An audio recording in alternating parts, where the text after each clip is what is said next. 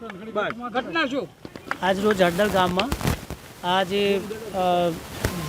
ગેરકાયદેસર મહાપંચાયતનું જે એલાન કર્યું હતું એ સંદર્ભે અમુક લોકો અહીંયા ભેગા થયા હતા, એટલે પોલીસ એમને ડિટેન કરવા માટે અને ગેરકાયદેસર મંડળી જે લોકોએ બનાવી હતી એને વિખેરવા માટે આવી તો એ લોકોએ પોલીસ ઉપર પથ્થરમારું ચાલુ કરી દીધું અને પોલીસની ગાડીમાં પણ નુકસાન કરી અને ગાડી પલટી મારી.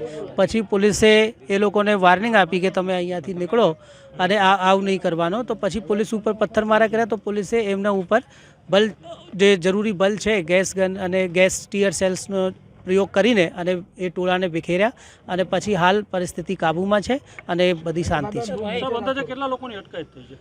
અત્યારે એક્ઝેક્ટ આંકડો નહીં, પણ અહીંયાથી જે લોકો મંડળીમાં હતા એ લોકોની અટકાયત કરી છે, એમાં 20 લોકો હશે.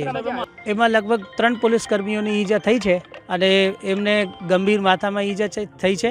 તો એમાં ગુના દાખલ કરવામાં આવશે.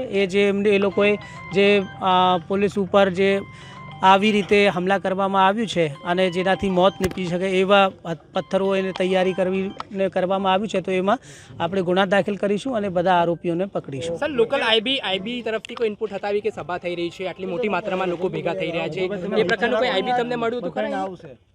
એ તો અત્યારે જ સભા થઈ છે, એટલે અમે ખબર હતી એટલે જ આપણે એમને વિખેરવા માટે આવ્યા હતા.